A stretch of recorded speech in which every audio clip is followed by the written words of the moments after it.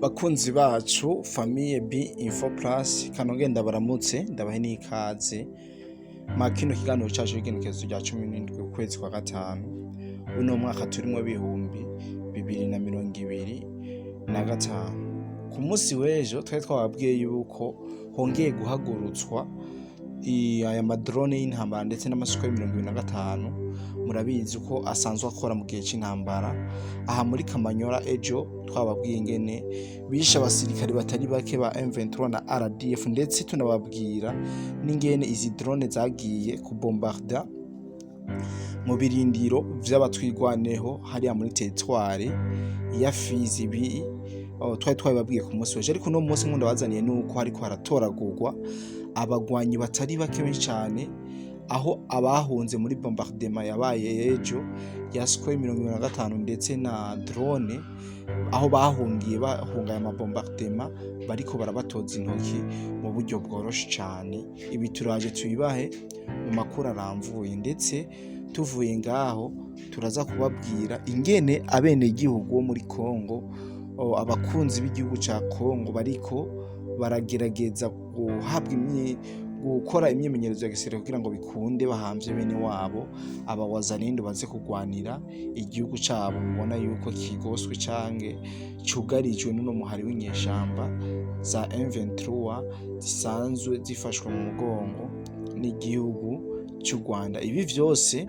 biri mu makuru twatorokanije no munsi na musesanguzi wacu wa musesanguzi wacu ariko imbere yuko ndamuhakaze na karibu reka manze ndamutse cyane udukurikana wese aherereye haba mu Burundi muri Afrique du Sud Zambia ni henshi cyane mu mugabane wa Asia Saudi Arabia Oman ndazi yuko mudukurikirana muri benshi cyane ndabizi yuko muri Amerika no muri Canada abenshi mudukurikirana nagira rero mwese aho yiyumva mu mpande zine z'igizisi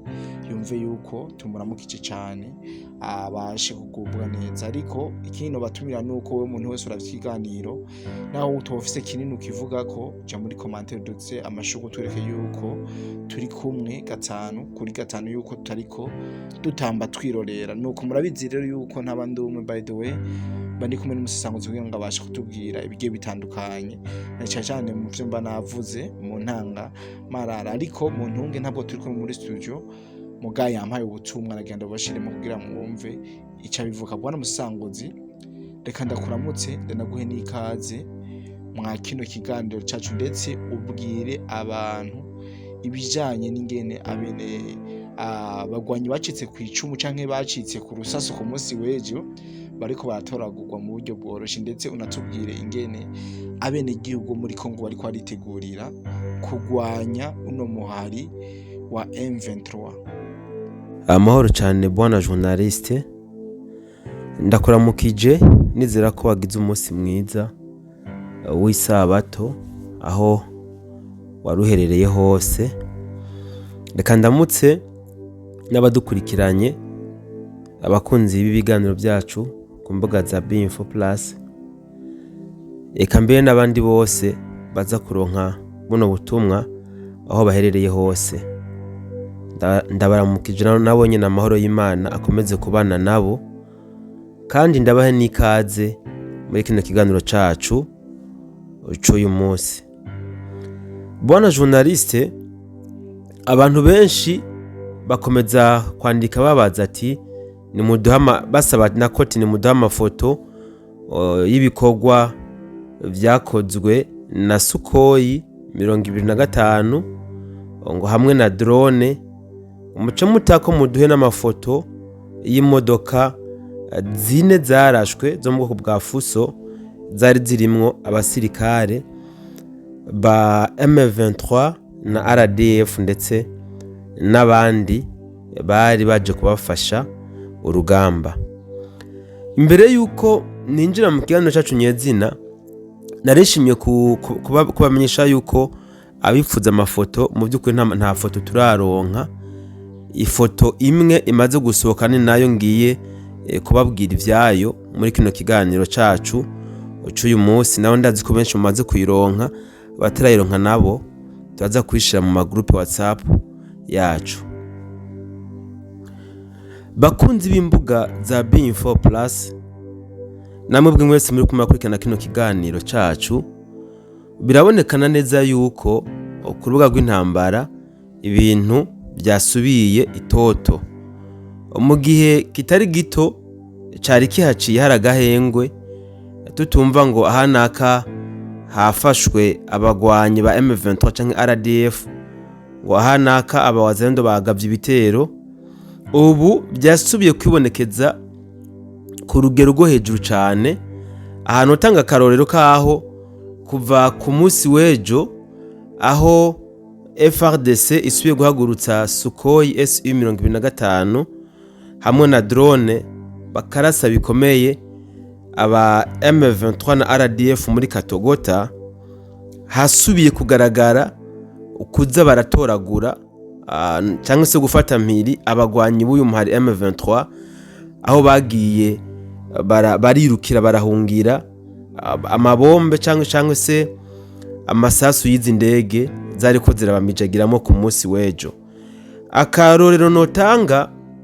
na abagwanyi batari bake bagiye baratoragurwa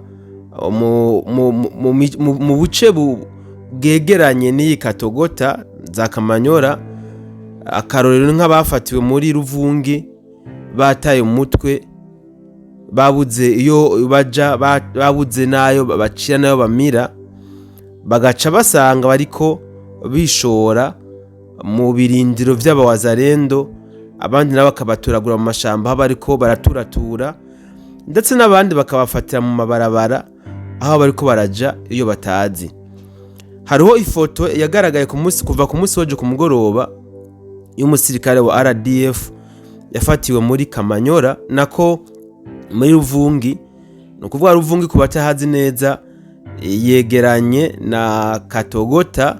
No kuvuga uvuye muri Katogota winjira vers direction y'igisagara ca Uvira, niho bamufatiye, ndetse akabashuye kuvuga akabashuye gutanga umuco ku bintu bitari bike by'intumbero canke se icari cabatumye binjira muri Katogota. Aha twanababwira kandi yuko kuva ku munsi wa kane igenekerezo rya 15 niho hatanguye kubonekana kandi abandi bagwanyi ba FRDC bafashwe. Muramaze kubona amavideo berekana yabo bafashwe babateye ikamba kabisa. Bari ni benshi cyane gose kumbara mwabonye video, abatabana namwe turaza kuyibereka mu groupe WhatsApp yacu, aho bigaragaza yuko abawazalendo basa n'abasubiye gukenyerera urugamba nk'uko bari bamaze iminsi babikora. Ibi rero bibaye mu gihe abakunzi b'igihugu ca Kongo n'abakongomani ubwabo bari bamaze iminsi bidoga cyane, kuko byasa nkaho ubutegetsi bwa Kongo busa n'ubwari bwazinze amaboko, batari bakivugwa, batari bacerekana ibikorwa ku rubuga rw'intambara, ku buryo umuntu yashobora kwibaza yuko M23 yoba yari yamaze kwigarurira ibice byose yoba yari yifuza kwigarurira. Ibi kandi bibaye mu gihe n'abantu batandukanye bariko bidogera cyane FDNB yuko nayo ubwayo itariko irataka ku birindiro vya M23, ariko kandi kitwara kivuze ko mu buryo buhagije twerekana yuko FDNB nako idashobora kwataka ku birindiro vya M23 mu gihe FRDC bagiye gufasha basa n'abari bazinze amaboko. Ibi rero nibaza ko bitanga icizere ku bakongomani ubwabo ndetse no ku bakunzi b'ico gihugu, kuko byerekanye yuko intambara zasubiye itoto, bagomba kwegeza inyuma kure cyane hashoboka uyu muhari M23 ufashe mu mugongo n'igihugu cy'u Rwanda hamwe n'ibindi bihugu bitandukanye, twabwira nk'Ubuganda, Kenya, na za Somalia na za Sudani. Bwana journaliste n'abari ko badukurikirana muri kino kiganiro, nobabwira ko iyi ntambara iri kirabera hano mu gihugu kibanyi ca Kongo iriko irahindura ibintu, novuga mu buzima bw'igihugu ca Kongo, na cyane cyane mu basanzwe bari hano muri buno buce buri koraberamwo intambara. kuko bigaragara ko abantu bari basanzwe bazi abakongomani nk'abantu bakunda ibintu byoroshe, abantu bakunda kuryoherwa, ndavuga gutamba umuziki, ni ukuvuga n'abanyakiro mu yandi majambo. Ariko kuri uyu mwanya tuguma tubona aho abenegihugu ba Kongo ubwabo bariko barahamagarana biyegeranya kugira ngo baje kwigishwa cyangwa se baje guhabwa imyimenyerezo ya gisirikare bikunde bashobore kwirukana uyu muhari wa M23 cyangwa se kino gihugu cy'u Rwanda cyashoboye kubatera mu gihugu cyabo, ku buryo kiriko kiracura bufuni na buhoro abakongomani basanzwe bari mu buce M23 isanzwe iriko irayobora. Ibi rero ni kimwe mu bintu kizotuma nubwo iyi ntambara ihera abakongomani bazosigara novuga bahinduye imico, bizotuma nubwo intambara byoshika igahera uburyo bwari bwo bwose, bizotuma abakongomani basigara abantu bafise umutima ugumye. Kumbure novuga ko intambara iriko irabigisha gukunda igihugu cyabo ku nguvu. Simvuze ko batari basanzwe bakunda igihugu cyabo, ahubwo novuga mu Kirundi ko ata mutima wo kuba bo kwigura igihugu cyabo bari basanzwe bafise. Ariko ku nabi no ku neza uyu munsi cyangwa se muri bino bihe bariko barabona yuko bikenewe, vyari bikenewe kuko abari mu buce bumaze kwigarurirwa n'izi nyeshamba, nukuvuga nibo bariko barabitahura cyane gose, akandi muramwumva n'ubutumwa barungikira abandi bo mu buce butandukanye, aho bisa nko gucura intimba no kwibira reka ndabita akabanga bene wabo bari mu buce butarashobora kuja mu minwe y'umuhari M23, babasaba yuko bo kwihagararako ndetse bokora ibishoboka kugira ngo izi nyeshamba ntizishobore gufata ubwo buce bundi budasanzwe. Aha twobibutsa yuko izi nyeshamba kugira ngo zishobore guhabwa novuga niruze n'abenegihugu muri buno buce bamaze kwigarurira, bagenda babereka yuko leta ya Kongo iyobowe na President Felix Tshisekedi atakindi kintu iri kirakora usivye kwiba ubutunzi bw'igihugu ndetse no kwiba abenegihugu ubwabo. Ariko uyu munsi abasanzwe bari muri ubwo buce bugabwa n'izi nyeshamba za M23 bariko baribonera neza yuko cyangwa se mandi majambo bariko baripfuza ingene iyi leta ya Kongo yosubira kuba ariyo ibayobora, kuko bamaze kubona ko n'uyu muhari M23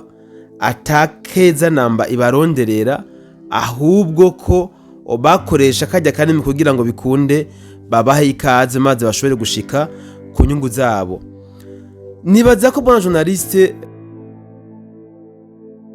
tuza kongera gukora ibindi biganiro amasaha imbere, kuko iki ni ikiganiro nshimye kumenyesha abantu yuko kuvaho indege dusuye guhagurukira indege z'intambara za Kongo, abagwanyi ba M23 bariko baratoragurwa ku bwinshi mu mashamba atandukanye, kandi kuguhagurutswa kandi k'indege ni kimwe mu bintu byashoboye kurema icyizere mu bene gihugu ba Kongo. Barabona yuko leta yabo itari yabahevye kumbure, ahubwo boba bari bafite indi mikenyuro bariko barakenyura. Reka rero ndabike bandure nizera ko tuza kongera mu bindi biganiro byacu byo hanyuma. Ciao ciao.